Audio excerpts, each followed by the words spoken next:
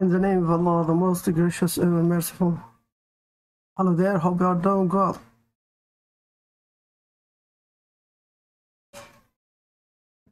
Welcome to the next lecture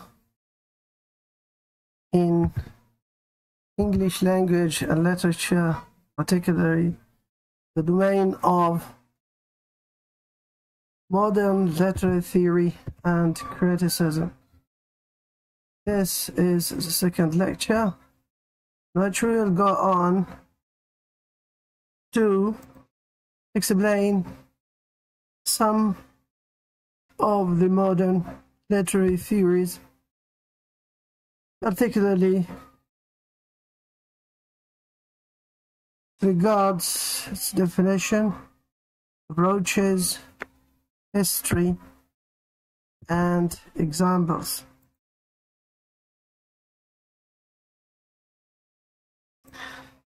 If there's any problem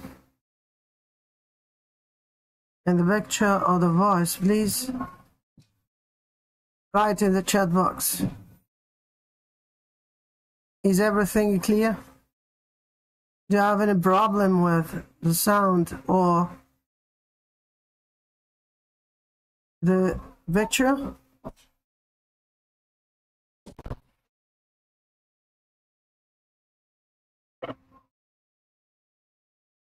لا ده نظريات النقد الأدبي، لا مش العلوم. ده نظريات النقد الأدبي مش العلوم، ده أدب إنجليزي.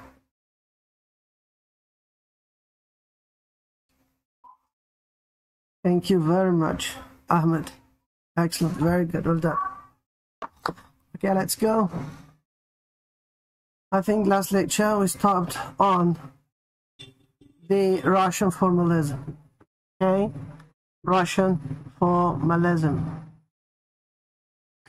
And as you know, Russian formalism is included under the umbrella of formalists. So they are more akin to the formalist approach, including Russian formalism and new criticism. Okay, from the word Russian, as you say, this school or that literary theory is basically originated in Russia. Unlike the American, Anglo-American school of new criticism that we discussed yesterday. Okay, so what is Russian formalism? Russian formalism is the European counterpart of the Anglo-American new criticism. So it is the opposite number of the American or Anglo-American new criticism. It is a school of literary criticism that originated in the former around 1915. Former Russian, I mean the USSR, which is supposed to stand for the United Soviet Republics. Okay, which meant by الاتحاد السوفيتي سابقا. And 1915, as I told you, in 1929, 1930, it was censored by Joseph Stalin, which is supposed to be the dictator and the initiator of the USSR. And its center of activity, okay, moved to Prague. So moved with its activity into Prague under such censorship or hard censorship and such dictator. The leading figure of this school was Viktor Shklovsky, Yuri Tenyanov, Boris Einbach, Boris Eichenbaum, Roman Jakobson, and Peter Roger Thiriv. course, their names are very strange because they are Russian, actually. And Osip Brek and Boris Tomashevsky and Yuri Timonoff. So all of these are the pioneers of Russian formalism. Letteriness and defamiliarization are the most important two concepts within this school. So what is the meaning of letteriness? The formalists focused on what Jacobson called literariness, or that which makes literary text different from other types of writing. So literariness is the characteristic of the literary texts, what makes it different from everyday language. So the literariness, or the artfulness of a work of literature, that which makes, or that supposed to make it, an aesthetic object. So it's artistic object. It's not any ordinary piece of language. So it resides entirely in its devices, which should also form the sole object of literary studies. So formalist critics read literary texts in order to discover their literariness. This is according to Roman Jacobson. Okay? So according to Roman Jacobson, is as a representative of Russian formalist critics, a literary work should be read in order to discover its device. Okay? So, in this way, formalist critics read literary text in order to discover the literariness, to highlight the devices and technical elements introduced in writers, or introduced by writers, sorry, in order to make language literary, to make the language literary. The way something is said is more important than what is said. So it's a matter of how, not what. It's a matter of how, according to the literary critic, rather than what. Okay? Devices, examples of literary devices that we not find often in practical language are forms of repetition that one does not find in ordinary language, such as rhyme. Okay, such techniques are not found in everyday language and conversational language, such as rhyme, such as meter, such as paradox, irony, and so on. Regular meters or the subdivisions in stanza that we find in many poems. Okay, poetry is not poetry because it employs deep and universal themes to explore the human condition. No, it's not because that it is called poetry, but rather because in the process of defamiliarizing the language, it draws attention to its own difficulty, to the way it says what it says, not what but how a text means is the important thing. Defamiliarization is the second most important concept within Russian formalism, devised and often used by Viktor Shklovsky. Viktor Shklovsky, 1893-1984, introduced this concept of defamiliarization in Art as Technique. In his article Art as Technique, 19 16. Defamiliarization means making it strange. So, according to this perception, language by the time is overused. Okay, so how could I make this language renewed in a different artistic way? It is a matter of defamiliarization. So that's the idea of defamiliarization, is the use, the resurrection of language by making it seems different, seems defamiliarized. So the perception of a human being become automized, as I say, by the time such language usage would be automized, okay, by repetition. So the habitual nature of everyday experience makes the perception stale, idle, okay, and automatic.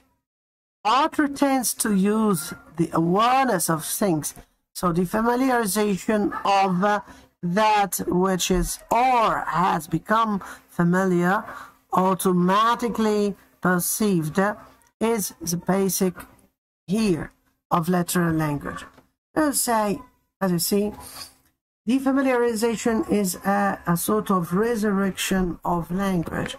Such language which become dead by the overuse and by the automatic response by everyday language, it is used in a different way, in a defamiliarized way.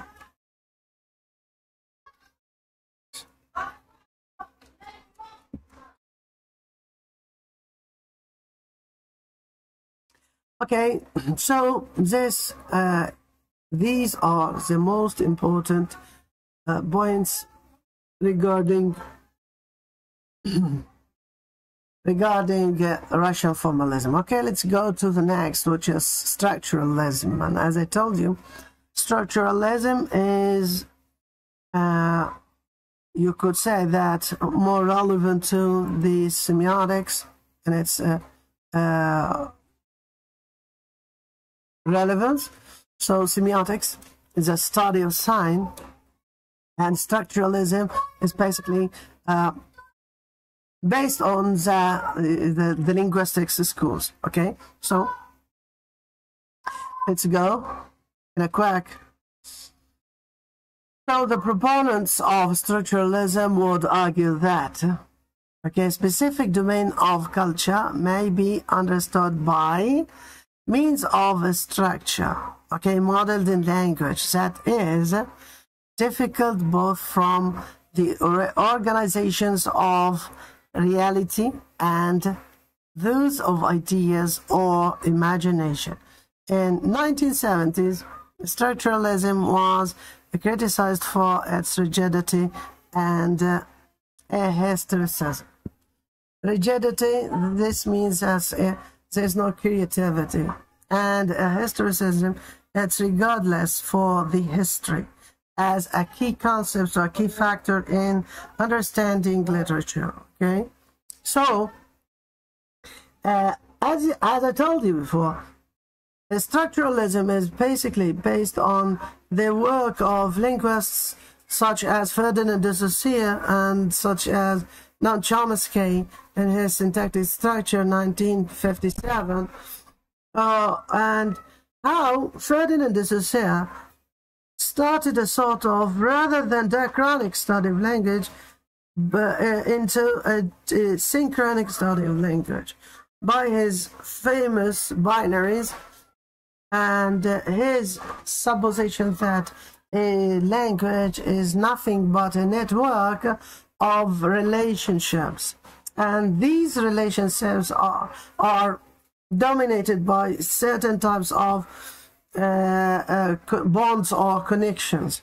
So whether on the level of the horizontal level, which is supposed to be the syntagmatic relationship, or whether it be on the vertical level, which is supposed to be the paradigmatic relationship.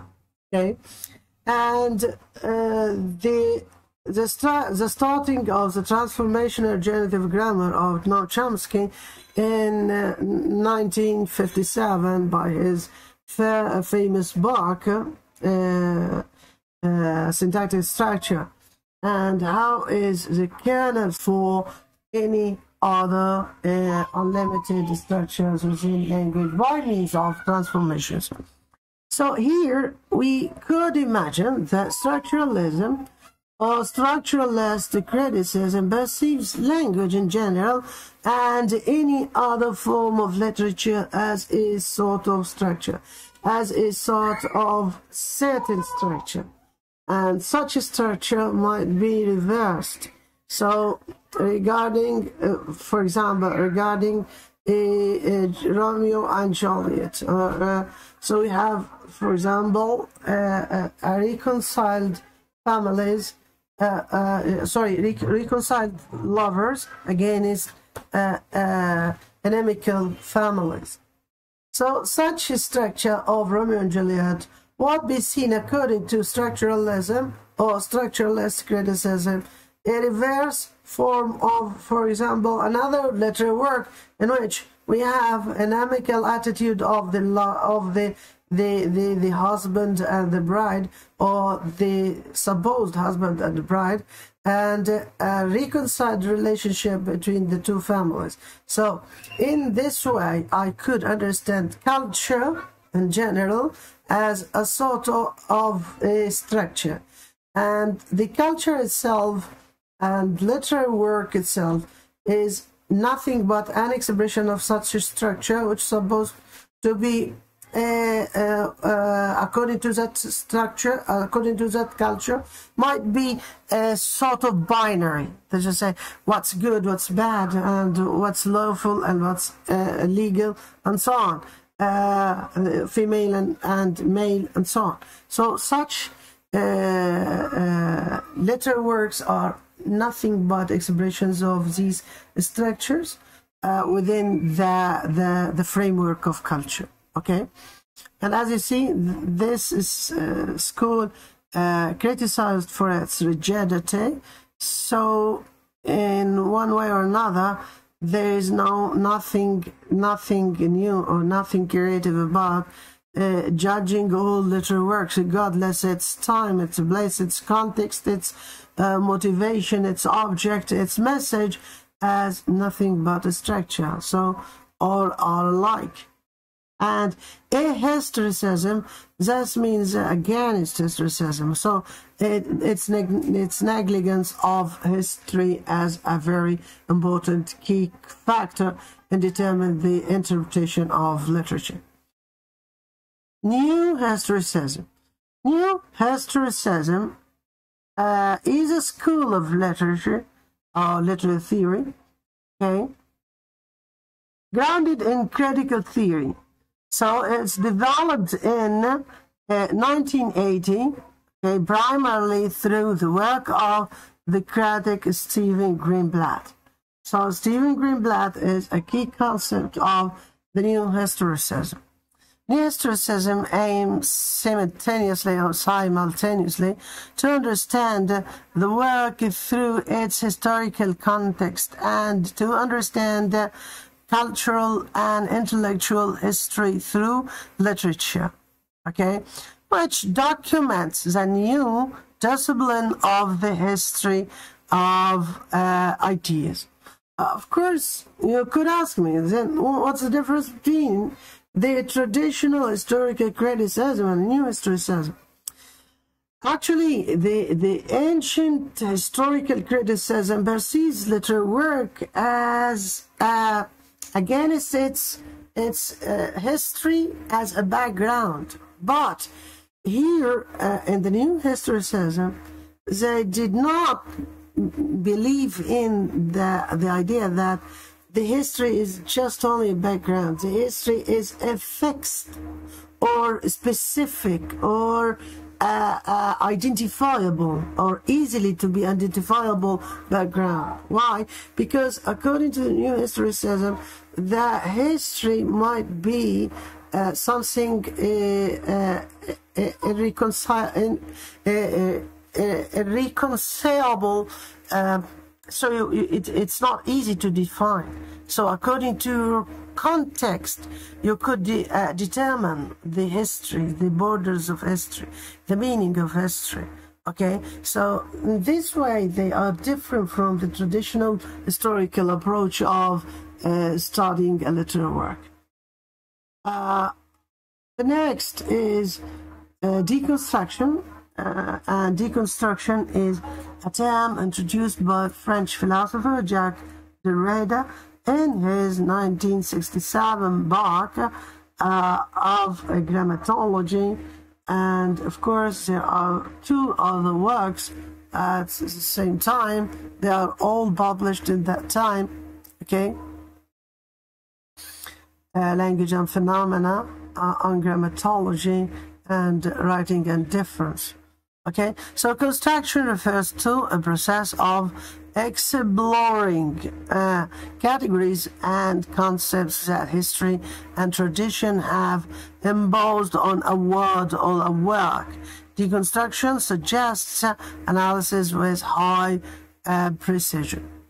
Of course, literary criticism regarding deconstruction is a reaction towards structuralism. So they are a sort of objection for Ferdinand de Saussure structuralism.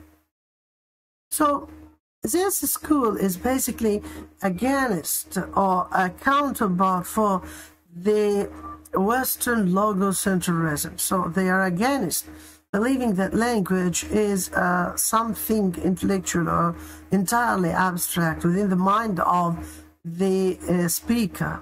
So according to them, language has not a fixed meaning. So you couldn't say that this is a piece of language and this is a referential for a certain specific meaning. No. So deconstruction is nothing but a desedimentation of the meaning. So it is a way of reading, by the way. So it is a different way of reading, and they do not believe in the fixedness of the significance of language. So a piece of language could indicate many contradictory different meanings at the same time. Deconstruction actually, in describing deconstruction, Derrida famously observed that there is nothing outside the text. So he believed that everything is in the text. That's to say, all of the references used to interpret the text are themselves texts. Even the text of reality as a reader knows it.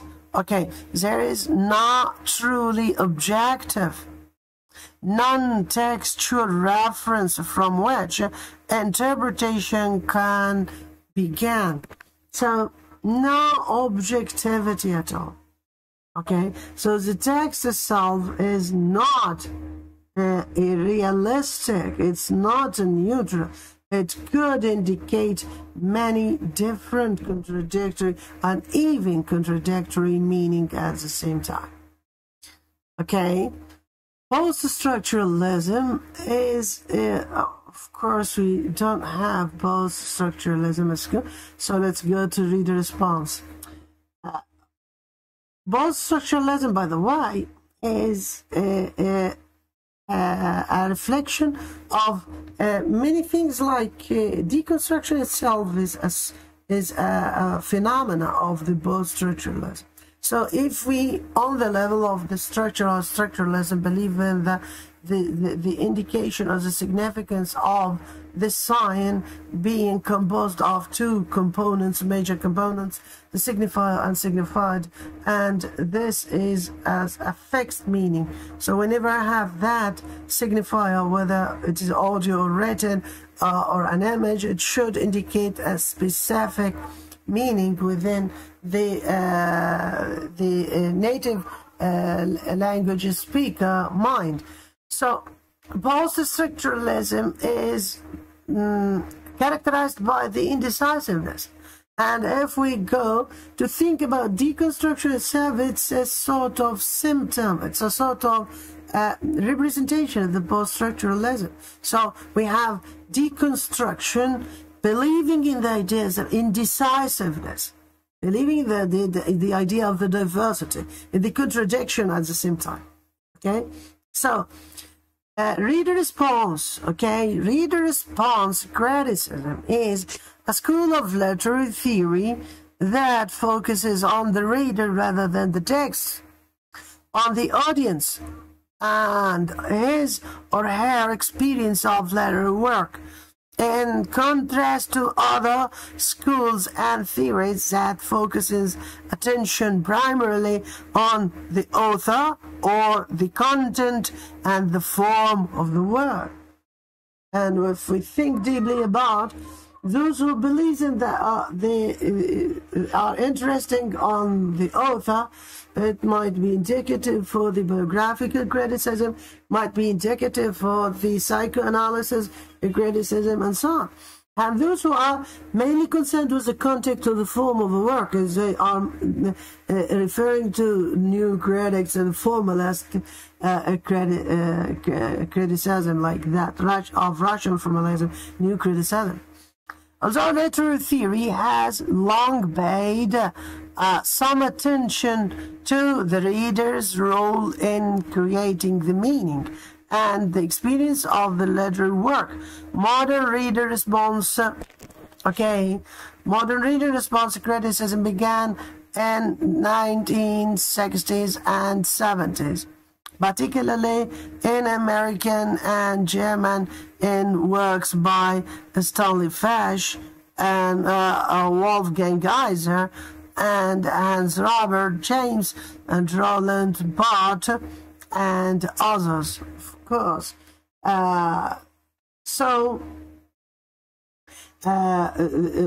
of the most important figures of this literary theory is Louise Rosenblatt. Of course, she is very important key figure within this type. Okay, so an important processor was I.R. Richard, who is, by the way, I.R. Richard is supposed to be a Neocratic pioneer, but the technique he used in teaching his students poetry is a sort of reader response. Okay, so it is actually a very pioneering activity or practice of that type of analysis, of that type of critical reading of a given work. So reader response theory recognizes the reader as an active agent who constitutes meaning to the work. So the work is not self-autonomous like what the formalist critics assumed, okay, and completes its meaning through the interpretation. So reader response criticism argues that literature should be viewed as a performing art in which each reader creates his or her own possibly unique text-related performance. Okay. Reader response and new criticism, or versus new criticism. So now let's go. If there is any counterpart role of both reader response and new criticism. So reader response criticism stands in total opposition to the theories of formalism and new criticism. Okay, as you see, there is a sort of contradiction between the attitudes of both formalism, or this Russian formalism and new criticism, and reader response. in which the reader's role in rereading later works is ignored. So, new criticism and formalism in general ignores the role of reader in reading and interpreting literature. New criticism has emphasized that only that which is within a text is part of the meaning of a text. So, no appeal to authority or intention of author, not to the psychology of the reader, was allowed in the discussion of the orthodox of new critics. And of course, they here referring to the ones that and Bradley concepts of affected fallacy and intentional fallacy. So, according to the reader response, there's no read at all for formalist criticism in creating the meaning of the text. And of course, this is completely rejected by reader response. Okay, that's all. Psychoanalytic criticism, we explained that yesterday. Eco-criticism.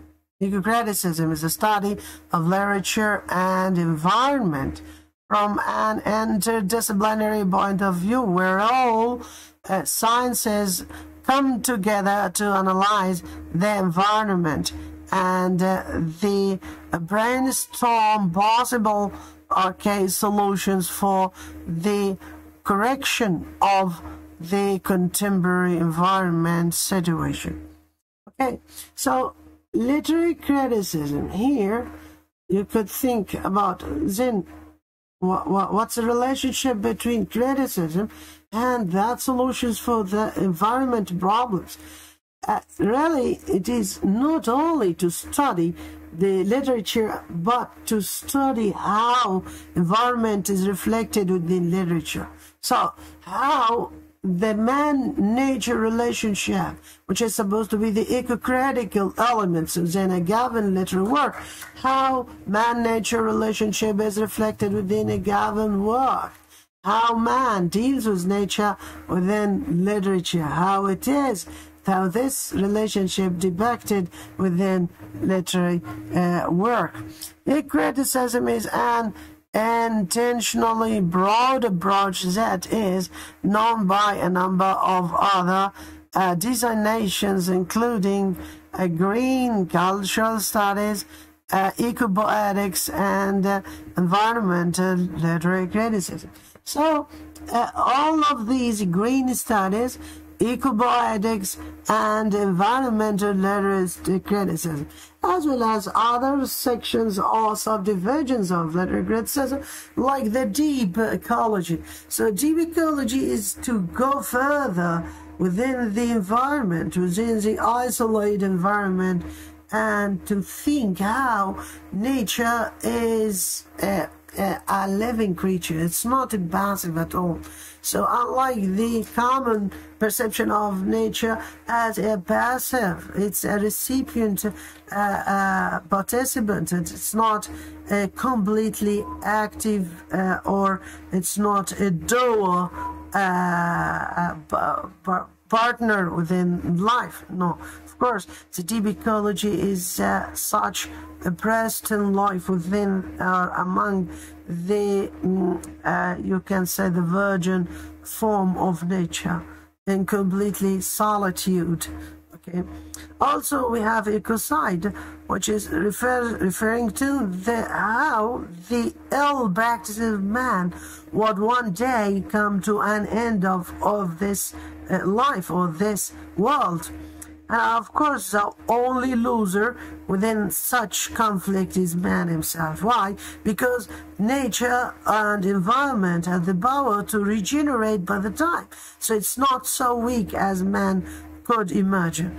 So if man and his arrogance believing that environment is so weak, no, it's not so weak. You are so weak.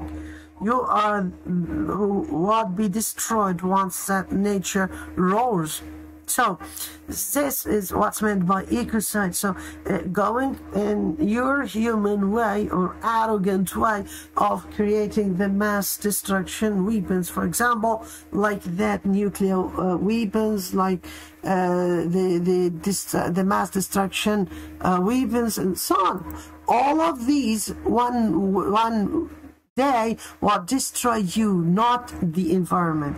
So it's you that you will lose your life, you lose your peace of mind, and so on. Okay, so in this way, environment is not passive at all. And in Poetics also to study such rhetorics and such poetic language as a representation of, as a simulation of the melody within nature. Also, we have the social eco-criticism, in which you would study the city life and how such environment affect its inhabitants, man himself. So what's the relationship between the industrialized city life or town life and the dehumanization of man? In what way the man and its environment or its industrialized environment would have its reciprocal harms upon both nature and man himself.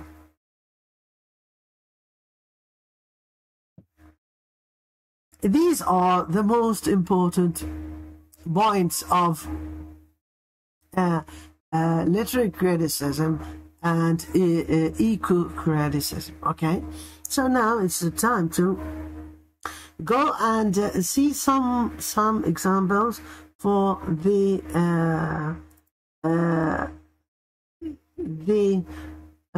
questions or MCQs on the literary criticism series. Just examples to show you how could these material could be seen, for example, in examinations. Okay. So let's see that picture.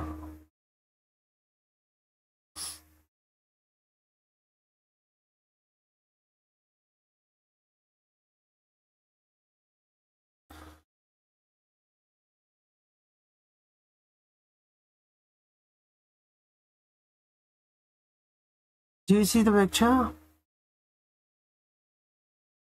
Is this picture clear? Okay, let's go.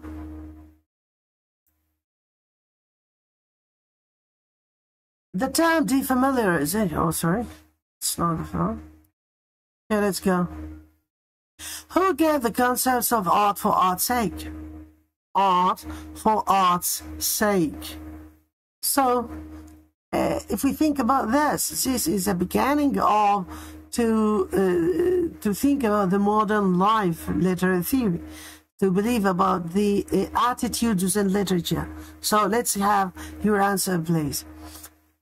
Who do you think is the initiator of... Do you have the picture? Do you see the picture? Do you see the picture?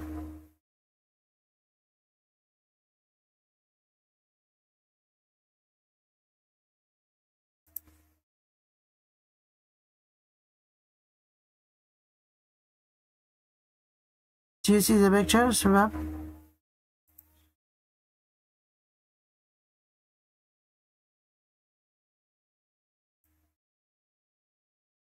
It's supposed to be seen in front of you. So, the first question, yes. Do you see it? Yes, okay, let's go. Let's go to the first. So, who gave the concepts of art for art's sake? Is it F.R. Leavis? It was T.S. Eliot? It was Walter Beta? It was John Keats? Yes, who is? Write whether it has A, B, C, or D. Okay? So let's go. Yes, who is that?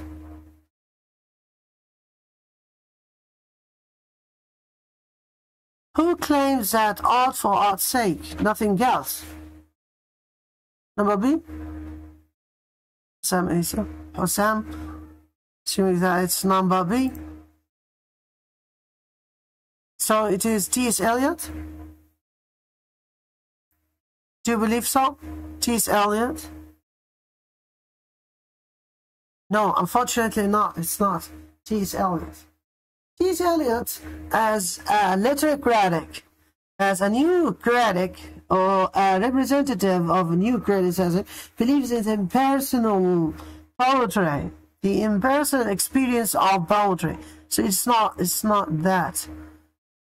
Art for art's sake is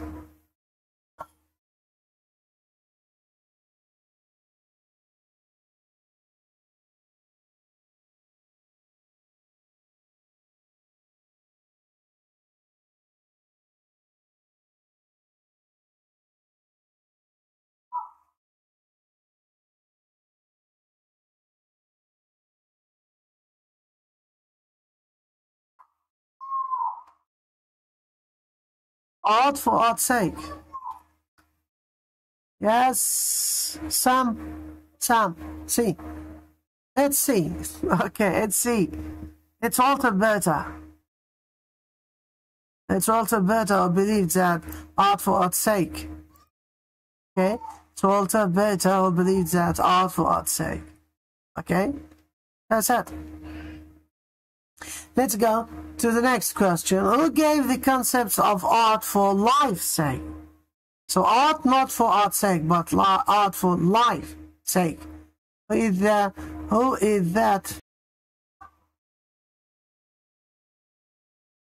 Yes.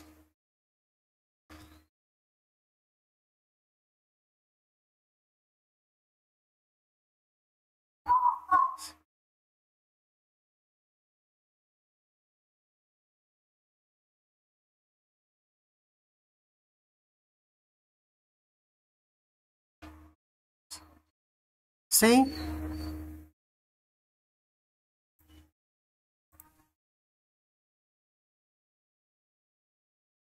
Who gave the concepts art for life?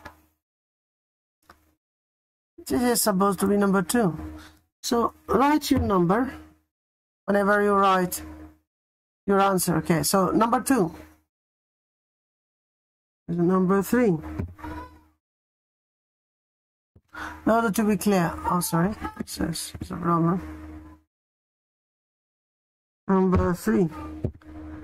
So let's have it this way. So you can say number 2 is so and so. Number 3 is so and so. Yeah.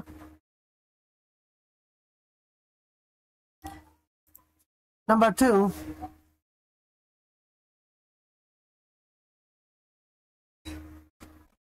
Number 2 is actually Matthew Arnold.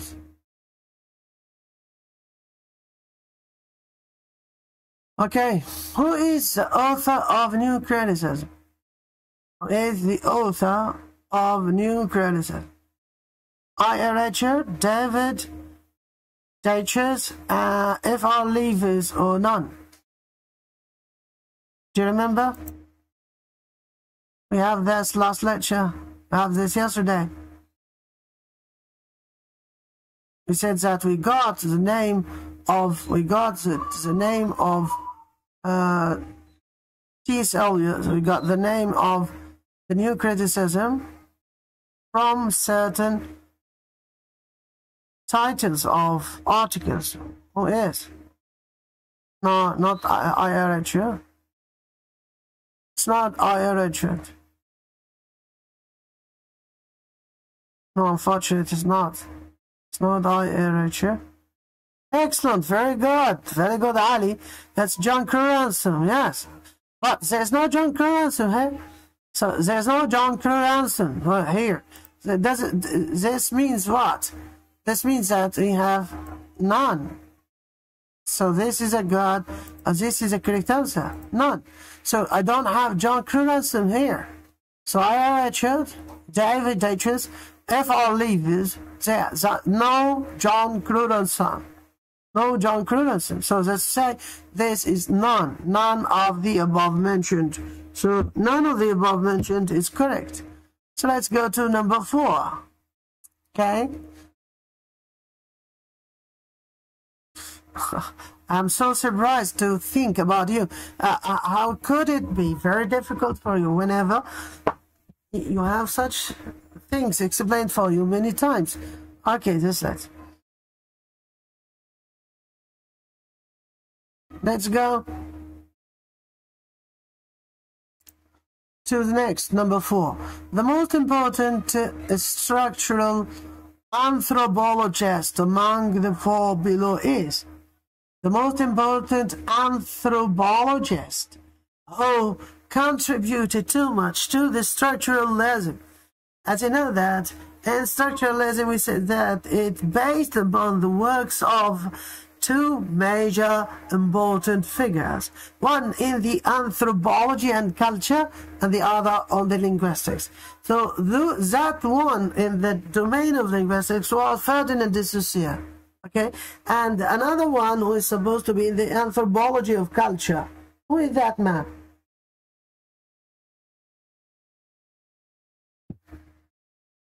By the way, I mentioned its name in this lecture. Okay, I have just mentioned its name in this lecture. So let's go. Which of which? Yes. Number? Which one? Is it number A? Is it number B? Is it number C? Is it number D? So let's go. Number 4. Number 4. Shmuel, B. Do you mean number 4? Of course. Ali, Mahab, B. Excellent, Ali. Very good, Ali. Salah, Zaki, B. Excellent. Very good. Well done. It's B, actually. Very good. Very good, Ali. Excellent. It's B. It's actually B. Yes. So, it is Claude Lévi-Strauss. Claude Lévi-Strauss. Okay? Claude Lévi-Strauss is that man, or that anthropologist and the cultural scholar who played a very important role in establishing the structuralism or the structural literary theory. Excellent. Let's go to the next. The next is number 5, I think. Okay, who is the author of the Principle of Literary Criticism? Read the author of the Principles of Literary Criticism. Is it I.R. Richards? Is it William Emerson? Is it F.R. Leavis? Is it D. Vintage? Okay, so let's go. Don't know why I have such... Oh, yes. Okay, that's fine. So let's go with the author of the Principle of Literary Criticism. This Principle of Literary Criticism, which is a work in the new criticism. By whom is this work read? So let's go to think whether it is A, B, C, or D. Number 5. Yes, let's have your answer, please. Go. Which? Number 5. So please write number 5 and say whether it is A, B, C, or D. Okay? If you attended the lecture yesterday and focused and yes, number C. Number C. No, actually it's not number C. Muhammad Shaban is number A. Excellent. Muhammad Islam Hamid number A. Excellent. Ibrahim number A. Excellent. Very good. Well done. That's Mohammed. Okay, number A. Very good. Third one, number A. Very good. Well done. It's number A actually. That's Ali Maher number A. Excellent. Very good. Well done. It's Mohammed, Zaghlul, Sheikh, Jamal, it's A. Excellent, very good, fantastic, very good. A lot of A's here, excellent. It's A, very good. Well done. Very good, well done. Yes, it's actually number A. Yes, it is number A, a red shirt. Okay, a red shirt. Practical criticism, if you remember, got the practical criticism and at the same time the principles of literary criticism. What's the problem? Why shouldn't it? Why shouldn't be highlighted? Okay, we did it. So let's go number 6. So number 6, the term defamiliarization was coined by space. So let's go. By whom the term defamiliarization within the racial formalism was coined? Okay, who first coined the term defamiliarization? Yes, let's go. Number 6. All right, number 6.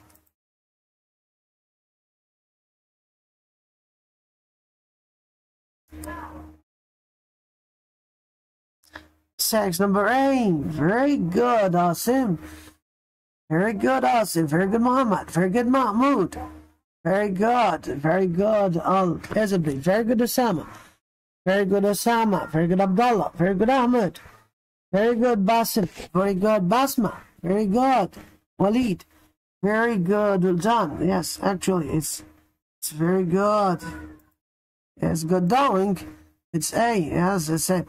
It's just Vector Shiklovsky. Yes, it's Vector Ahmed. Excellent. Very good. Well done. Ahmed Beltaji. Walid. Excellent. Very good. It's Vector Shiklovsky. Yes, that's it. It's Vector Shiklovsky, actually. Very good. Well done. So, who is the creator or who is the coiner of the term defamiliarization? It's Shiklovsky. It's Vector Shiklovsky. Very good. Well done. Okay, let's go to the next. It's supposed to be number 7. Okay. Space is a concept envisaged by formalist Paulin Tomaszkowski. Tomaszkowski, whether it is defamiliarization, whether it is motivation, whether it is the touchstone methods, or whether it is class reading. So, not space is a concept envisaged by the formalist and Boris, it's a Russian formalist, and Tomaszkowski, or Tomaszkowski, Boris Tomaszkowski. So, what is that? Of course, it's not defamiliarization, which we just mentioned. Is it motivation? Is it a touchness method? Is it a class reading? So let's go. It's not A. Yes, go. Number 7. Number 7. No, it's not A. Number 7. It's not A. It's not A. It's not A. Very good, Mr. Kareem. It's number C. Very good, Kareem. It's number, no, it's not B. Aheba, it's not B. It's not D. Muhammad Harun. It's C. Okay, it's number D. Oh, sorry.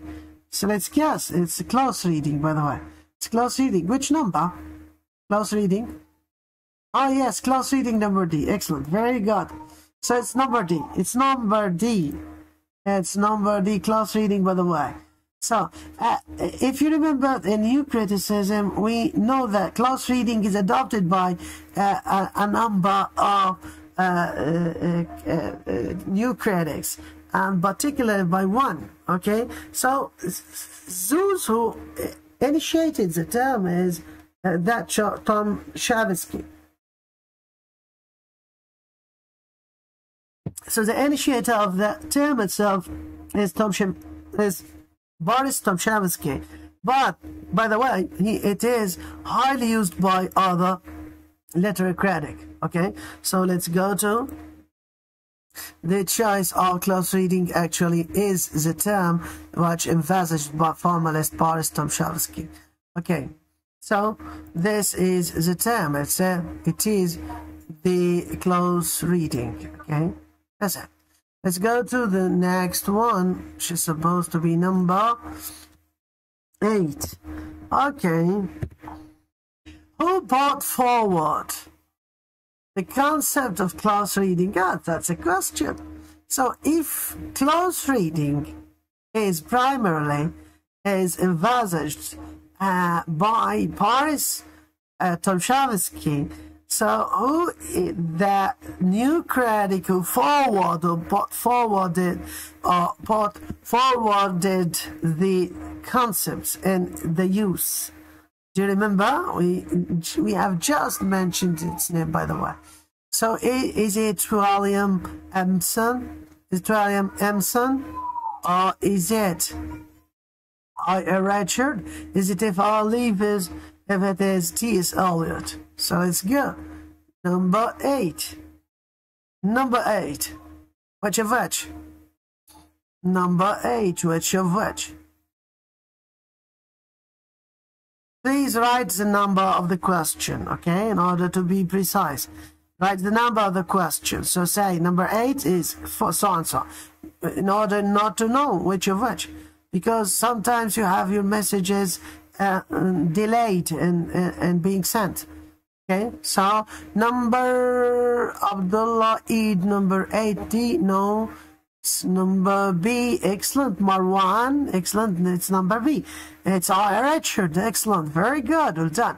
That's Muhammad Hamid, B, excellent. Muhammad Osama, excellent. It's Muaz, excellent. Very good. Ali Shaban, B, excellent. Fatma, B, it's Radwan, B, excellent. Very good. Number B, Mu. Number B, Mu Sheikh. Number B, Muhammad. Number B, excellent, very good, well done. It's number B, okay? Richard, English, excellent, very good. Yusuf, okay, that's it, fantastic. Amr, Saeed, Ahmed, all of you, number B, excellent. It's the correct answer, by the way. So, it is Richard. It's number B, okay? Let's go to the next. Is a self-contradictory statement. It's number 10, by the way. Do you remember the techniques used by new criticism in language, in the text? So, it is a self-contradictory statement. So, you have a statement and it is self-contradictory. Okay? So, paradox, irony, tension, motivation. So which of which? Number 10.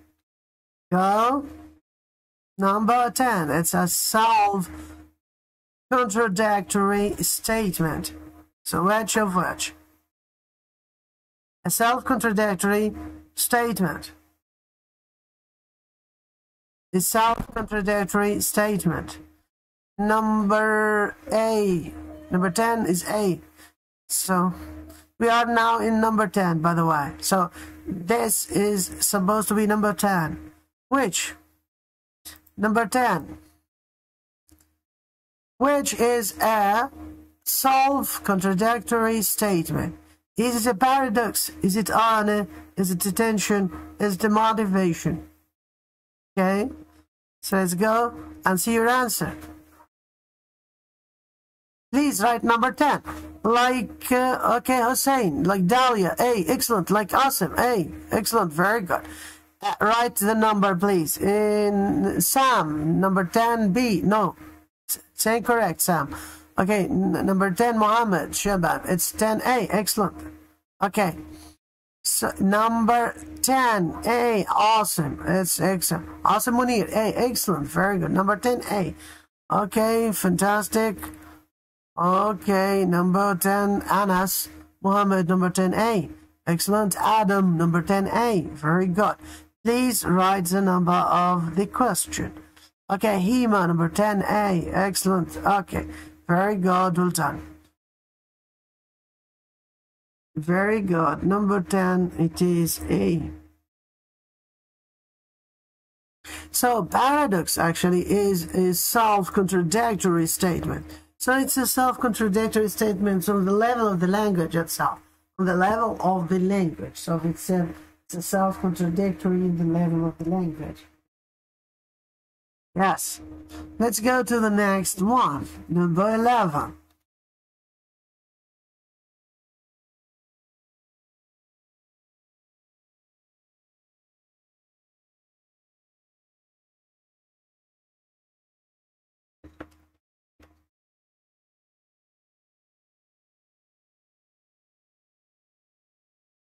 Number 11, space is a way of writing in which what's meant is contradictory to what the word appears to say. Excellent, very good, well done. Very good, well done. We have some parts of the text is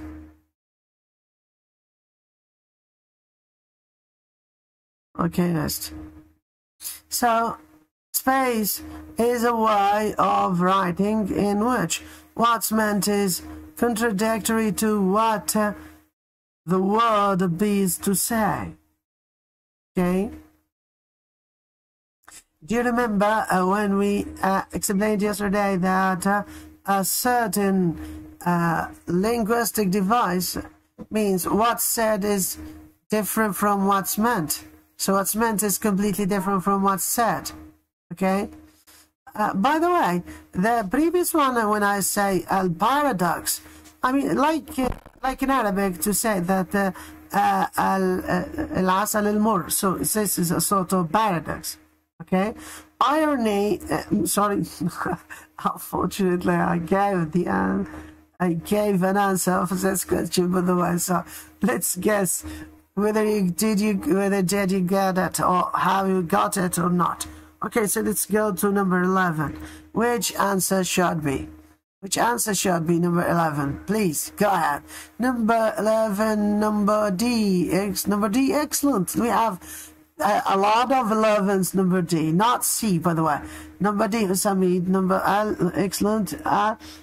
Itrabi. No, not Itrabi. Number C. No, it's not Itrabi. It's not C, Al-Itrabi. Also, it's number C. No, it's not C. It's C, B, C, C. Oh, let's guess. If I don't remember exactly. No, it's not number C. It's not number C. It's not number C. So we are in 11. 11 number D. Muhammad. Excellent. Anas Muhammad. Excellent number D. Very good. Muhammad Hamid, if you mean number 11 D, it's okay. Now we in 11. Number 11. Muhammad Harun, number 11 D. Excellent. Very good, Muhammad. Okay, Hussam, number D. Excellent. 11, number D. Irony, yes. Excellent. Excellent, Muhammad. Muhammad al-Fakharani. Okay, Hussam al-Fakharani. It's excellent. We have done number 10 by the way. Paradox. Okay. We are now in number 11. So number 11. Okay, number 11. Number 11 is D. Number 11 is D. Okay. Let's go to number 11 is Ani, number D, by the way. So excellent, very good, well done.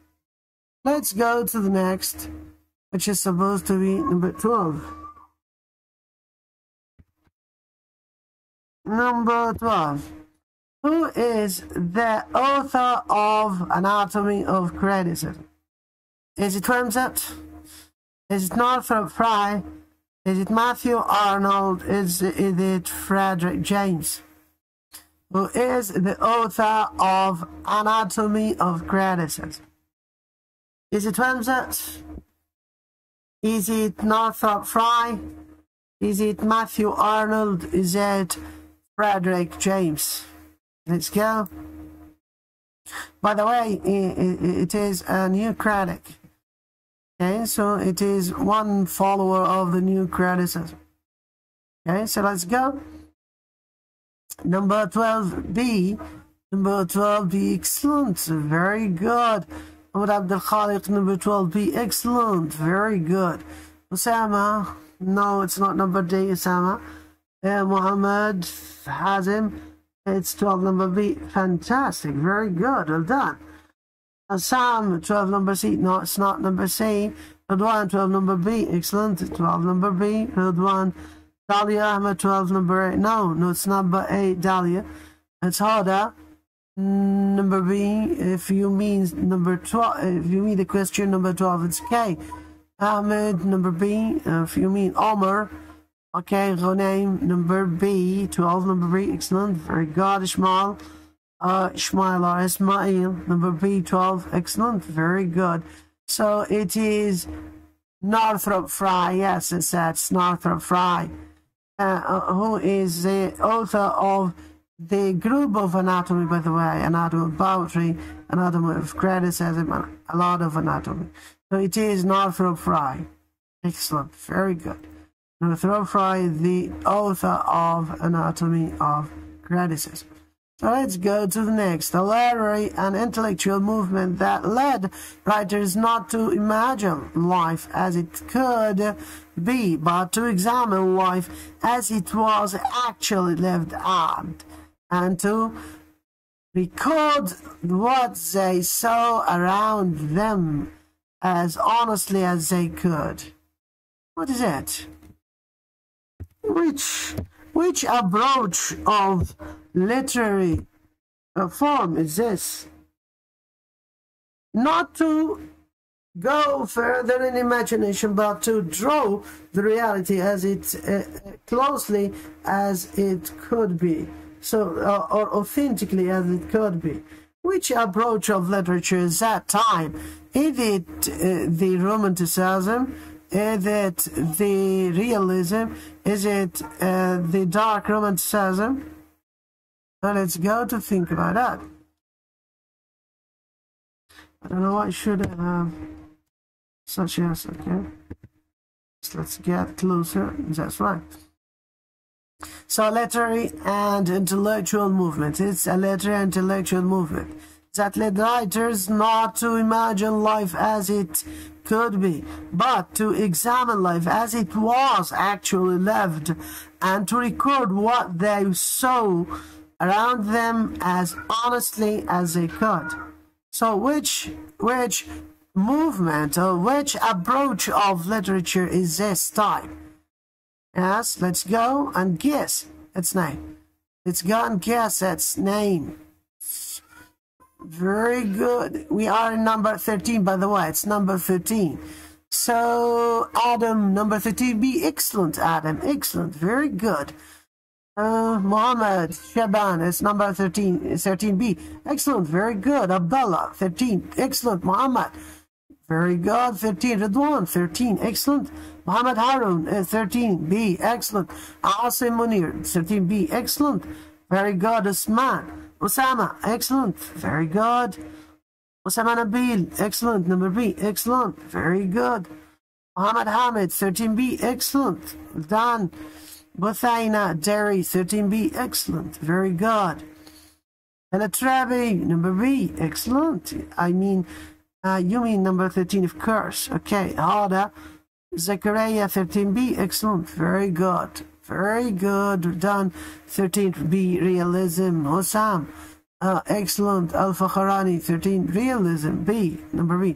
Very good. Fantastic. It's good. So this is what's meant by the realism. So it is realism, by the way. Very good. Well done. Let's go to the next, which is supposed to be number 14.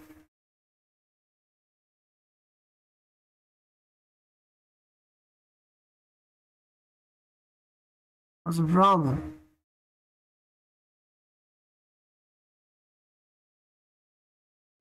What is the problem? Why shouldn't I give it?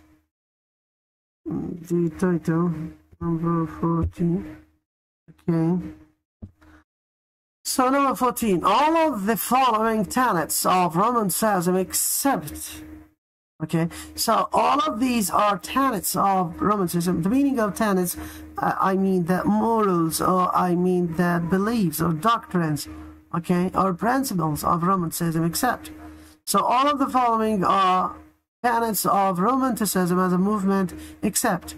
Okay, number one, authors valued the individual in their writings.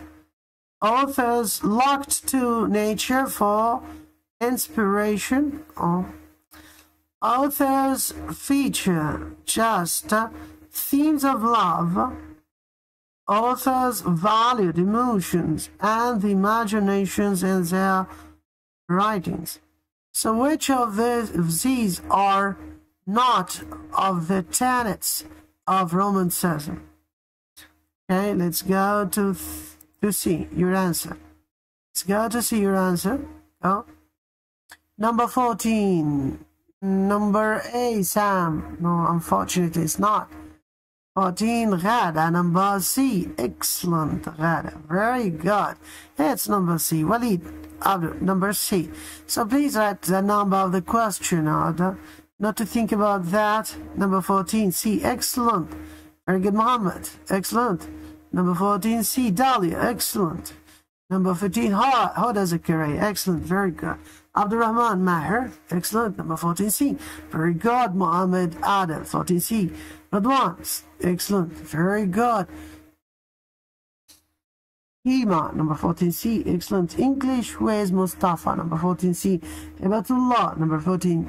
No, it's not B. Hebatullah. It's a C. Okay. Number 14C. Muhammad Shaban. Excellent. Yusuf. No, it's not D. Yusuf, unfortunately. Hussaina Dairy, number 14C. Excellent. Very good. Well done. Well done. Very good. It's number C. It's number C. Why? As I told you, Romanticism is not, it has nothing to do with love story. So number C, here, indicating what's the problem. What's the problem? Should I have this? We shouldn't have this worked.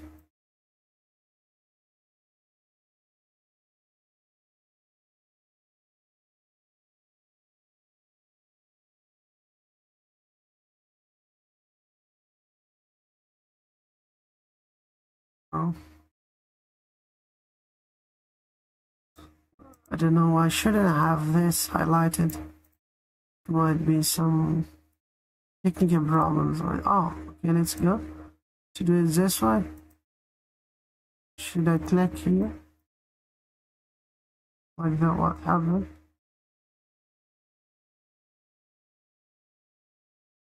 It's okay. So let's go to highlight only one word in order to be able. Oh, yes, I said. Good. We did it. So this is the bot, which is supposed to be the correct answer. Let's go to number 15. Number 15. New classicism. New classical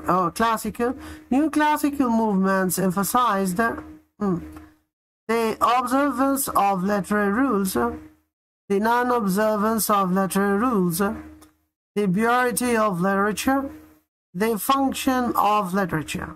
So, go. Number 15. The new classical movements emphasized the observance of literary rules, the non-observance of literary rules, the purity of literature, the function of literature. By the way, new classical movement is more akin to the new criticism, by the way. So it is mainly concerned with what the new criticism is mainly concerned with, by the way. So let's guess what does it mainly preoccupied with. So which answer should be? Which answer should be? Number, okay, let's go. Amr Sayed, number 15, C. C, okay.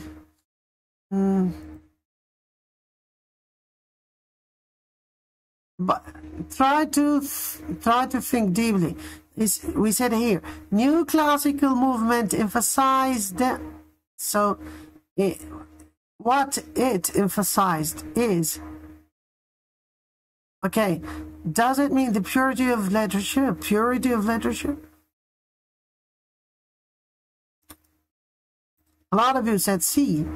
Actually, it's not C. No, it's not C. It's not C, by the way.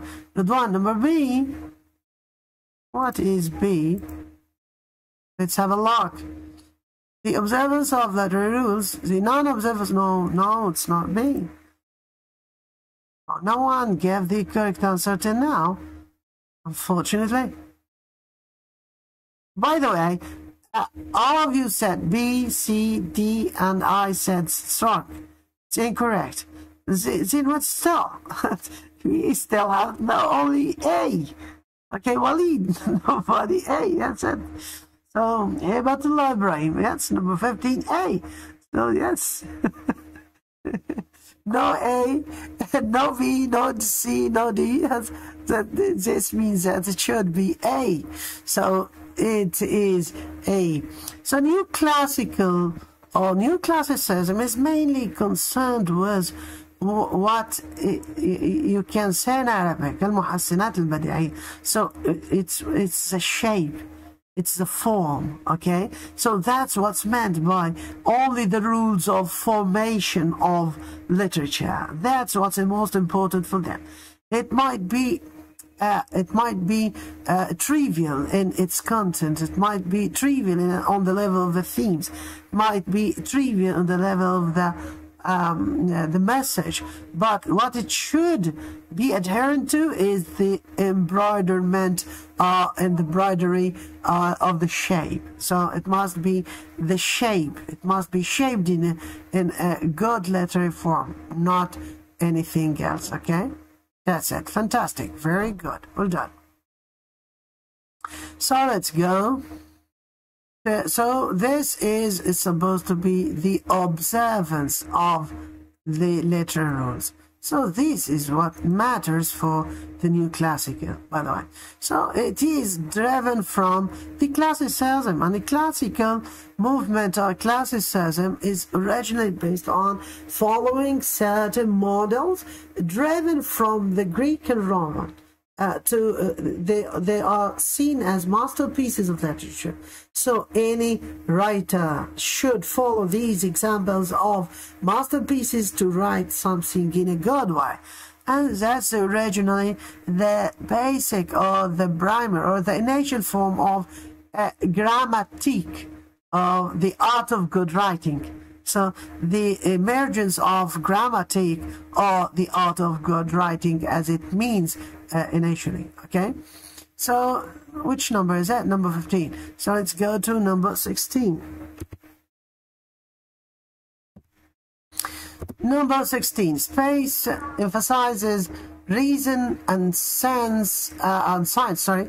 Reason and science over scripture. Scripture means the Bible. Okay, the Bible or the Gospel. So religious or the religious text, scripture, the religious text, and tradition. Okay, believes that human beings are flawed but capable of improvement. So, which attitude is this? Okay, if you remember, which attitude is this? Is it humanism? Is it naturalism? Is it realism? Is it romanticism? Yeah, let's go. Number 18. Oh, sorry. This is number 16, not 18. So this is number 6. We jumped 2 steps forward. So, yes, which one? Let's see. Is it humanism? To believe so, in the importance of science and a human individual rather than the public. Is it a humanism? Is it naturalism? Is it realism? Is it romanticism? Let's go and think. Yes. Number 16. Number 18. Previously, Asim Munir, number 8. Excellent. Very good. Number 16, Muhammad Haroon. A. Excellent. Very good. Hoda Zakaria, number 8. Excellent. Very good. Very good. Humanism. Humanism. Excellent. Very good. Well done. So that is a very famous approach. It is marked by the beginning of the Renaissance. Excellent. Very good. Well done. Awesome. Number 8. Excellent. Fantastic. Number A. It is number A. he said. So it's number A, humanism. It's very good. Well done. Let's go to the next. She's supposed to be number 17. Oh, true or false? Oh, yes. So now we shall give you examples for and true or false, whether the following sentences are true or false, okay? So decide whether these sentences are true or false. If our leaf is brought forward the concept of close reading, is it true or false? Now let's go. Right, whether true or false. Yes, the number will say this is number 1, true or false. Number 1 of true or false questions. If our leaf is brought forward the concept of close reading, is it true or false? Go. Is it true or false?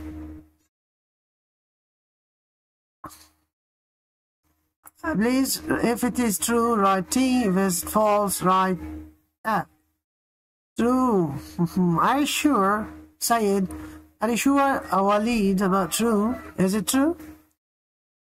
You have just mentioned that. You have just mentioned that. Yes, of course.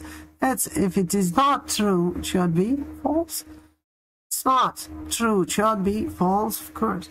We have just mentioned that 10 minutes ago when we said that Boris Tomchevsky created the concept of close reading, and Ira Richards forwarded it, so it up-forwarded it. So it highlighted the usage of this concept, by the way, Ira Richards. So if it's not F.R. Leavis. Yes, excellent, very good, well done. So it is not F.R. Leavis. So take care of such meticulous differences. F.R. Leavis.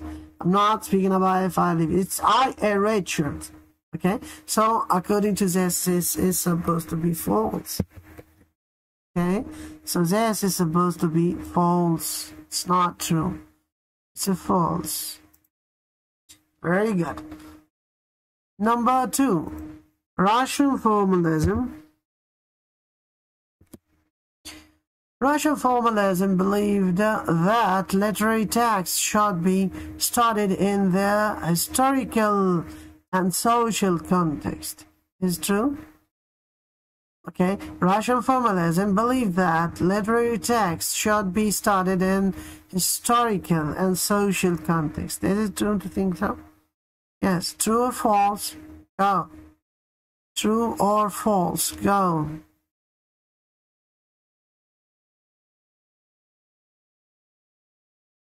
Number 2, true or false? Ahmed Hamdi. Number 2, false. Good, excellent, very good. Very good, excellent, Amr. 2 false, very good, well done. Yes, write the number of the question, please. Okay, Asim, number 2, true. No, it's not true, Asim. Fatma, true. No, it's not true. Okay, Sam, true. No. Hebatullah Ibrahim, yes, false, excellent, Heba. Ada Zakaria, false, excellent, very good. Asim Ali, false, excellent, very good. Okay, Yusuf, okay, false, very good. Well done. Number 2, Muhammad Harun, false, excellent, very good. So number 2, actually, unlike the historical approach, historical criticism, or even the new historicism, we have Russian formalism, believing in the text, nothing outside the text. So it's completely the contradictory form. It's completely the counterpart of this idea. So Russian formalism is mainly believing in the text, not the historical background. So this means that this is false. So this is false. Very good, well done. Let's go to the number 3. Irony is a way of writing in which what's meant is contrary to what the word means. Okay, what the word means. Supposed to have another word he means. Okay, so let's see. Is it correct to say so? Yeah. Irony is a way of writing in which what is meant is contrary to what is the word mean. So in what's meant is contrary to what's said. What's meant is contrary to what the word say, not mean, say. What the word says. So what's meant, what the word says. So what's meant is contrary to what the word says. Okay, let's go. Is true or false number, which number? Number 3. Wait, is it true or false? This.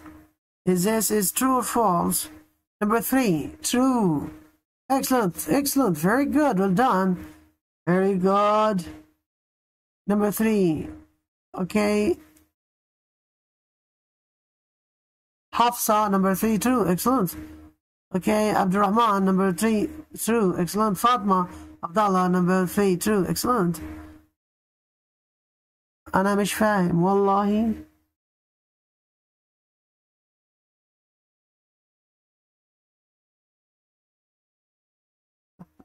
محمد عادل.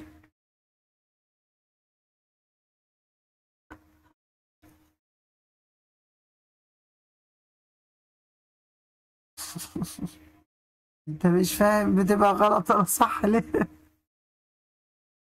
اوكي يا محمد يا عادل، فرض انك انت لو مذاكر تفهم. Okay, Usam Isa, number 2, fantastic, very good, true. Busaina very true, excellent, very good, well done. 3, true, excellent. Awesome, true. Adam, true, excellent, very good. Please, Doctor, can you differentiate between paradox and irony? Okay, that's it. The difference between paradox and irony, as I told you, irony and paradox have a sort of contradiction, okay? But unlike the paradox, irony is not supposed to be a linguistic paradox or contradiction. So to say, paradox means that I should have such contradiction on the level of the word itself, on the level of the structure. So, and I gave you an example, if you remember, when I said that العسل المر. So, on the level of the significance of the word, I have a sort of contradiction. Okay? So, it's a statement. So, it is a statement. It's a sentence. It's a words which is contradictory to one another. But irony, it doesn't mean that I have a contradiction on the level of the one word. For example, if you say to someone who spoils the food or the meal that he is preparing and saying that أنت خربت الطبخة يا زكي, you don't mean that he's intelligent. You mean that he's foolish. Okay, so it's a sort of irony. Okay, so or to tell someone that you are so pleased, so happy when you are so sad, when you are so it doesn't mean that we have a contradiction on the level of the words itself. Okay,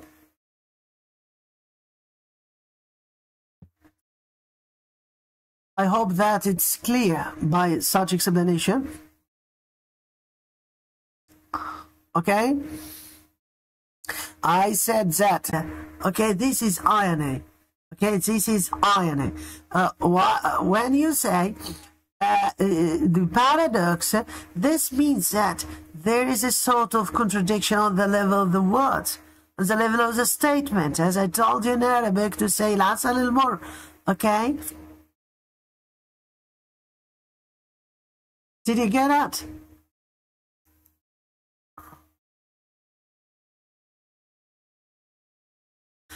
Jazakum. Okay, that's it. Let's go to the next, please. Okay, so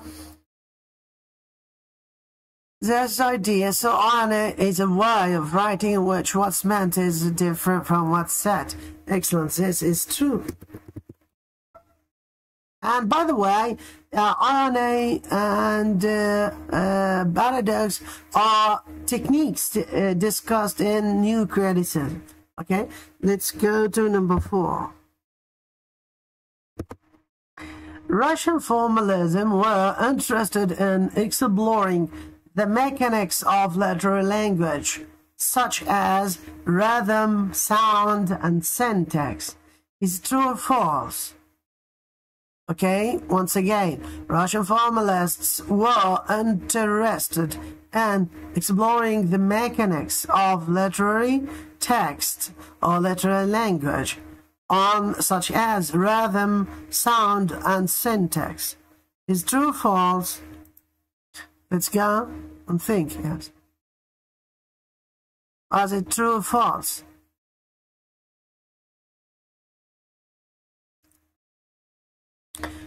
Number true. Number 4, true. Excellent. Excellent, Hafsa. Excellent, Abir. Number 4, true. Excellent, Ahmad. True. That's a good sample, by the way. Number 2, Hossam. Excellent. We got Muhammad. Excellent. Walid. True. Excellent. Sam. True. Excellent. Asim Munir. False. No, it's a true. Number Ziad. True. Excellent. True. Excellent. Mr. Kareem. True. Yes, Hussam. Okay. No, Hussam Isa. It's not false. It's true. By the way, Abdullah Yusuf. True. Hamad Harun. True. Excellent. Buthain Al-Bateri. True. It is true. Excellent. Very good. Well done. So that's the idea. It's true.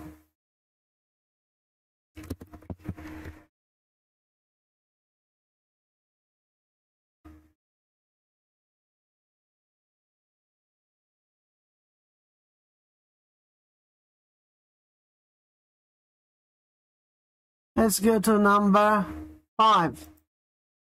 Number 5. The Russian formalists rejected the idea that literature should have a moral or didactic purpose. Okay? The Russian formalists rejected the idea that literature should have a moral or didactic purpose, either true or false. Yes, go number 5.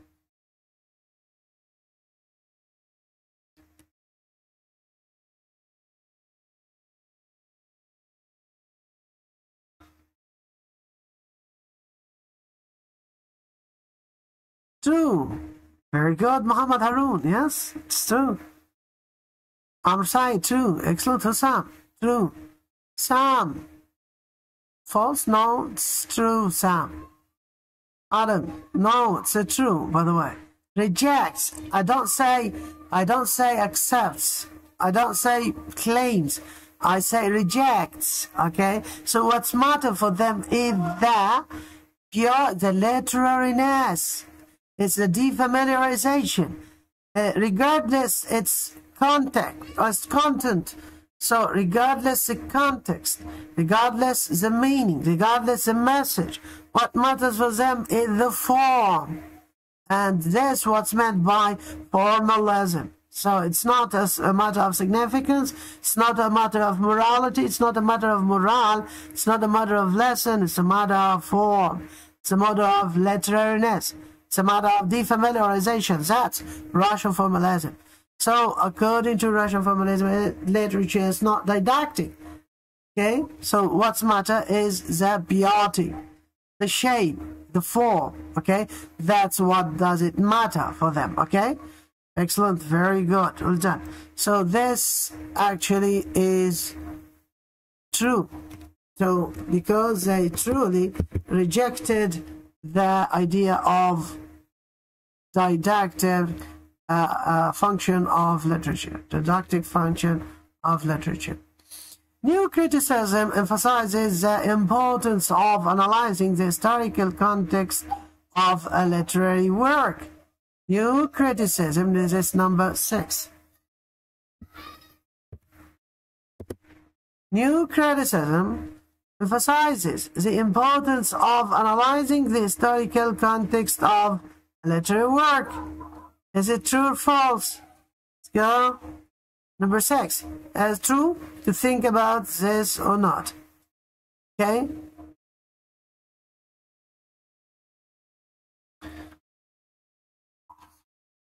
Go, number 6. False. Dalia Ahmed. Excellent. Very good. It's false, number 6, by the way.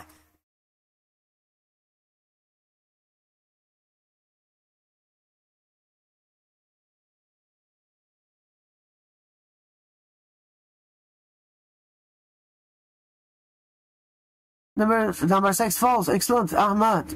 Excellent, Walid. Excellent. Very good. Well done. Ziad, false. Excellent. Very good. English. Yusuf. Excellent. Gada. Adel. 6. False. Excellent. Very good. Osama. Anas. Ahmad Harun. Ahmad. False. False. Excellent. Very good. Well done. Yes, a lot of you said false. It's actually false. Very good. Well done. It is false. Why? Because they rejected the idea of the historical context, by the way. What matters is the form, nothing outside the form. Nothing outside the text. New criticism, this is number 7. Okay, let's go to number 7. New criticism places a high value on close reading and analyzing the language of literary work. Okay, new criticism places a high value on close reading and analyzing the language of literary work. Is it true or false? Go. Number 7. Number 7, true. Excellent. Number 7, true. Very good, Muhammad Harun. Very good, Ahmad. Very good, Walid. Very good, Mustafa. Very good. Very good, Hima. Very good, Hagar. Very good, Hussam. Very good, Gada. Very good, Dahlia. Very good, Summer. Very good, Hussam. Very good, Syed. Very good, Al-Zahra. Very good, English. Very good, follow me. Very good, excellent. Very good, well done. They actually true. This is true.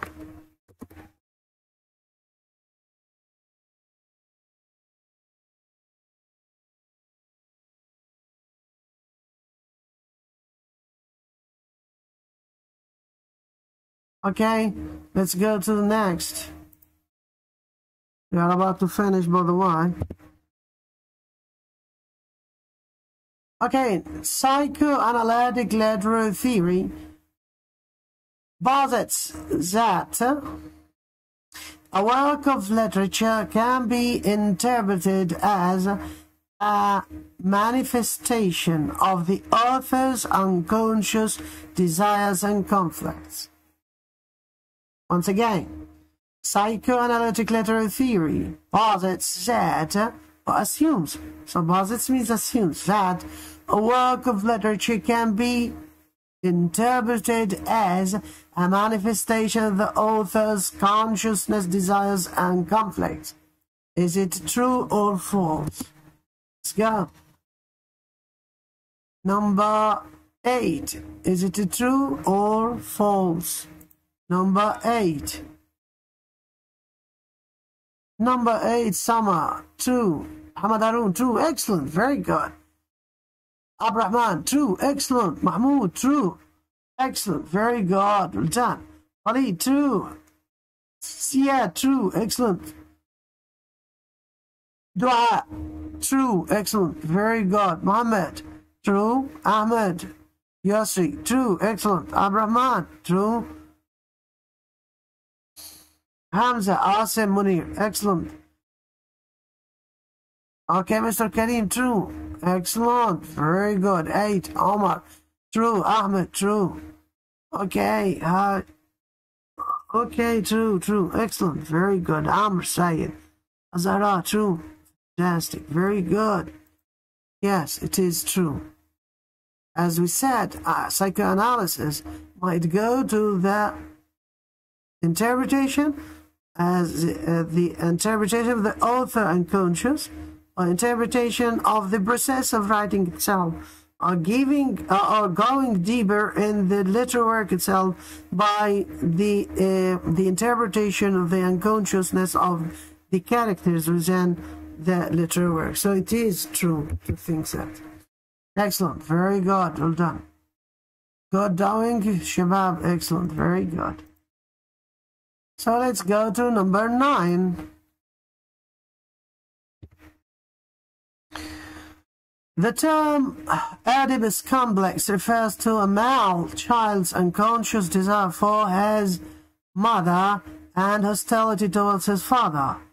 According to Sigmund Freud, Oedipus complex, okay, this is a psychoanalytic concept.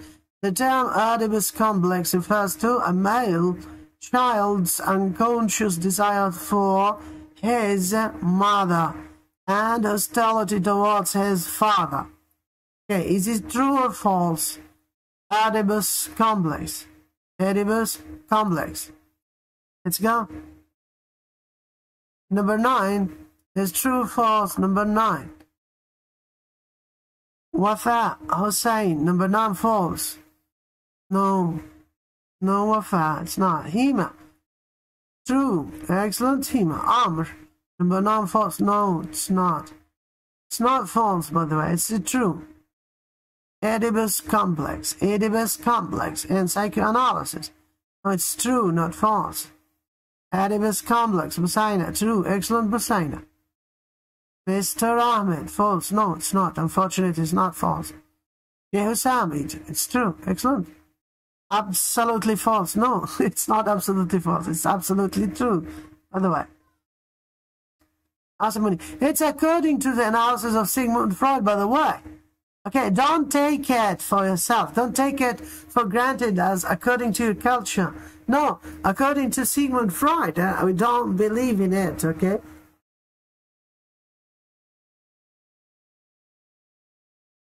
Oedipus complex as a term in the psychoanalysis literary theory means this. We don't say it's a true for fact. No, we believe in that psychoanalysis, as you know, is based upon the works of psychologists like Sigmund Freud, like Person, like Carl August Jung, and so on. So the theories of these psychologists are the basic for creating psychoanalytic criticism. Okay, so according to the perception of Sigmund Freud, it is true. So according to the Sigmund Freud perception of Oedipus complex or Uqdat Oedip, it's completely true. And by the way, he derived the name from Oedipus Rex of Sophocles. So this is a work written by Sophocles, the Greek Sophocles, in which the hero, unaware or unknowingly, that killing slay his father and get married to his mother, by the way. So he wasn't consciously doing this, but he is unknowing that this is his father, fought against them and killed them, and unaware that this queen of that region is supposed to be his mother. So in this way, we have this statement according to the theory of Sigmund Freud is true. Okay, that's it. And I explained it, by the way, in the first lecture, the psychoanalysis, if you remember. So let's go to number 10. Number 10. Okay. Psychoanalytic literary theory suggests that readers can gain insights into their own unconscious desires and conflicts by analyzing literary texts. So it's not a matter of only author, it's not a matter of process of writing, it's not a matter of characters within letter, it's a matter of reader himself. So psychoanalytic literary theory suggests that readers can gain insights into their own unconscious desires and conflicts by analyzing literary texts. Is it true or false? Go ahead. It's very important. So is it true or false to think about that in this way? Is it true or false? Number 10. Number 10, Wafa Hussein, true, excellent. Number 10, Abdurrahman.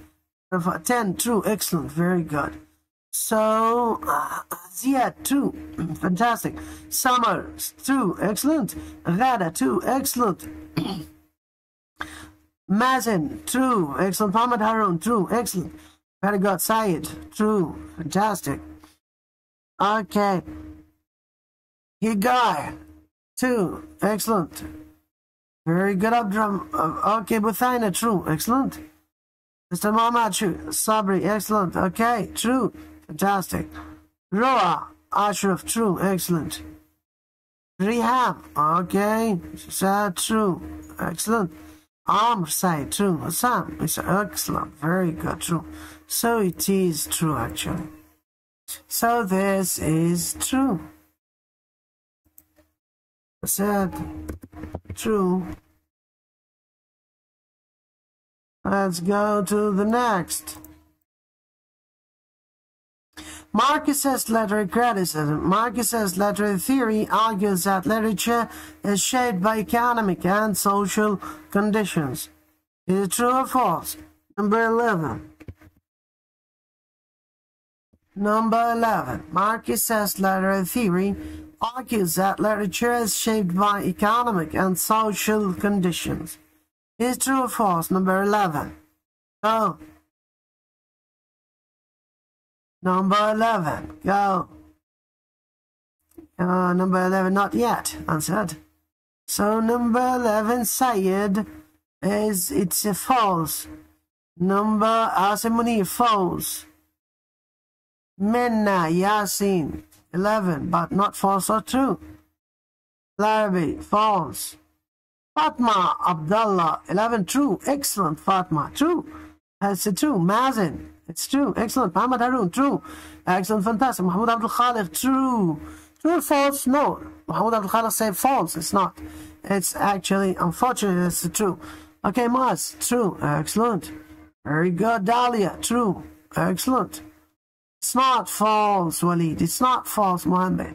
It's true. By the way, the economics. So Marxism is originally based on the manifesto, the Communist Manifesto, and Das Kapital. So Das Kapital in Germanic means the capital, Ras al Mal. So it is basically economic.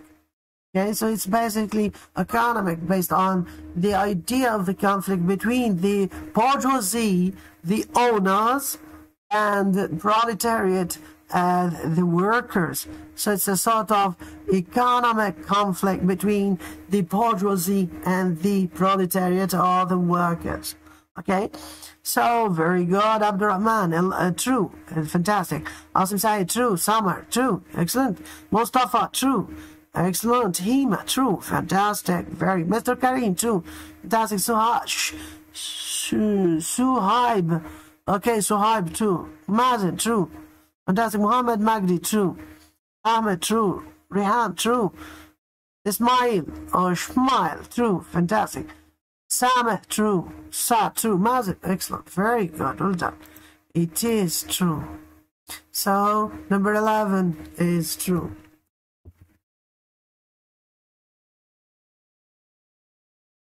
True. Let's go to the next, which is supposed to be number 12. Marxist literary theory suggests that literature is an ideological tool that serves to maintain the dominant class's power. Marxist literary theory suggests that literature is an ideological tool that serves to maintain the dominant class's power. Is true or false?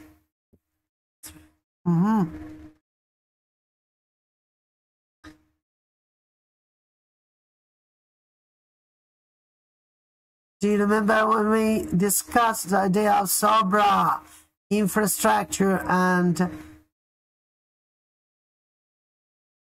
sober structure and infrastructure and the ideology? Please write the number of the question. So, number 12, is it true or false?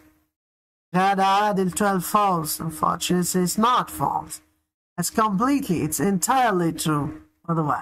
So, according to Marcus's criticism, they believe that the class or the upper class or the dominating or the dictator powers make use of the literature, the society institutes as methods or tools for seizing the power hand or the upper hand upon the other fractions of society. So it's a method or a tool for their hegemony.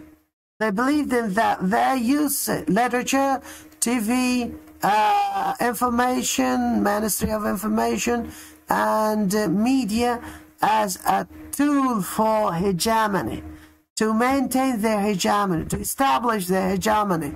So it's good. It's entirely or completely true. This is a very important statement, by the way. So it is entirely true. Okay? Good. Number 13. Read the response. You're about to finish, by the way. So let's go. Read the response. Theory emphasizes that the meaning of a text is dominated solely by the author's intention. Is it true or false? Reader response theory emphasizes that the meaning of a text is determined solely by the author's intention. Is true or false?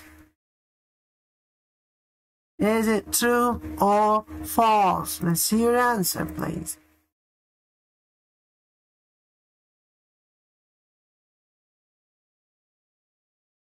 All right.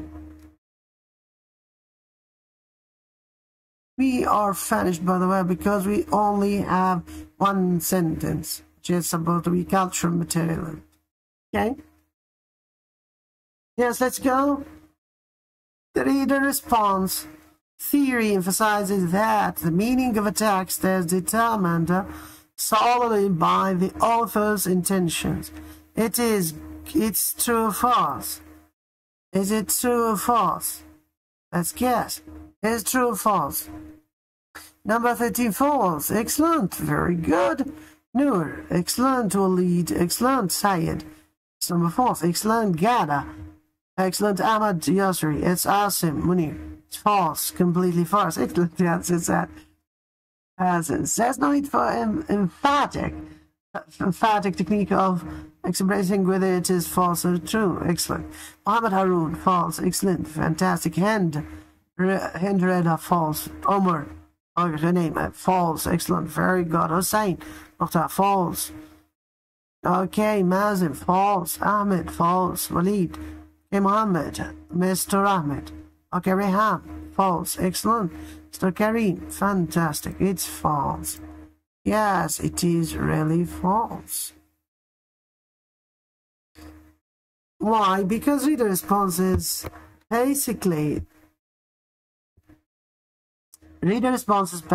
directed towards the reader rather than the author. So it's completely false. Number 14. Okay, cultural materialism. Literary theory emphasizes the importance of analyzing the material conditions that shape literature. Okay, cultural materialism. Okay, highlights the importance of analyzing the material conditions that shape literature. Is it true or false? So you can guess from the literal phrase of the sentence. So the literal meaning of the sentence, is it true or false? Number 14, the last sentence today. The last sentence for this lecture. Whether it is Muhammad Haroon, 14, true. Excellent. Very good. Well done, Muhammad. Okay, Ella Trebi. True. Fantastic. Very good. Mahmoud. True. Excellent. Very good. Ahmed. True. Excellent. Last sentence. Excellent. Amr said. True. Okay. Dahlia. True. Excellent. Very good. Summer. True. Fantastic. Awesome. True. Very good. Waleed. True. Fantastic. Excellent. Very good. Well done. Very good. Excellent. Very good. True. Mr. Ahmed. True. Excellent. Very good. Okay. Okay. Fantastic. Very good. Well done. Okay. Thank you very much for your attendance. Thank you for your practice answering the question. Thank you for participation. And please, every one of you, write a comment to say, was it fruitful to attend this lecture, and don't forget to like this lecture, okay, and to leave a comment, okay, everyone, if it is possible, of course, leave a comment saying that if it was helpful for you, and leave a like, of course, drop a like. I'll leave comments. Do you have any questions?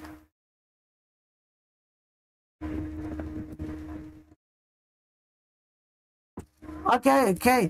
So if there's no problem about this video, it will be reserved, and that's what I made it on the YouTube, in order to be reserved, in order to be, if you have any access to go back and attend this lecture, of course, okay. Because I'll leave you to the, inshallah, I'll send you, or I'll leave it to in the description, the file in PDF. But of course, it's not solved. I'll leave it like this in order, if I am to work on it once again, it should be clear, okay?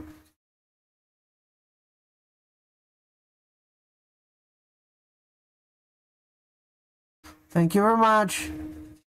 Thank you very much, Jazakum. Thank you very much. Thank you very much, okay?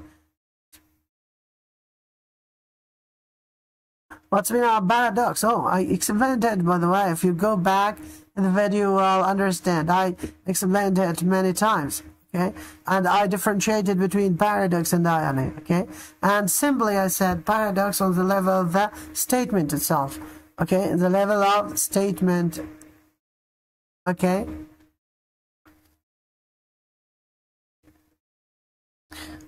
Thanks so much, Dr. Thank you very much. I'll say a lot.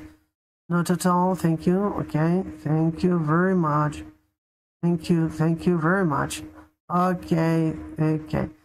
Yes, of course, it's MCQ. Yes, as I told you.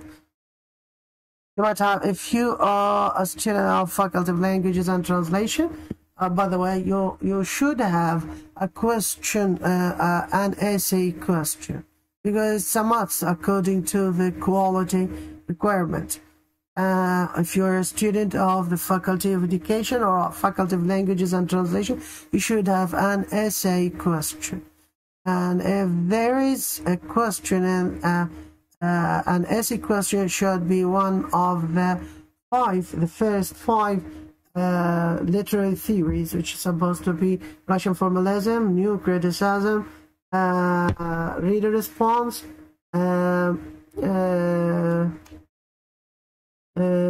psychoanalysis, and Marxist criticism. These five ones, okay, these five literary theory which supposed to be at topics for the essay question, if there is. If you are a student of Thebes, Faculty of Thebes, you are not to have essay question, because MCQ, bubble sheet. So it's entirely bubble sheets, entirely true or false, or it's entirely multiple choice questions. Okay, no more, no less. Okay, thank you very much. Okay, do you have any questions? Do you have any question? I answered this question. Okay, Muhammad Abdurrahman. I answered Abdurrahman Absayed. Okay, I answered this question. You are a student of Faculty of Education of Faculty of Languages and Translation, Cairo. This means that you have a question. It's a must to have a question, essay question. Okay, you are not. It's the exam will be entirely MCQ questions. Okay, thank you very much. Okay, thank you very much. You're welcome. Thank you very much, and let's have the outro. Until I see you again in another academic lecture, goodbye. Thank you.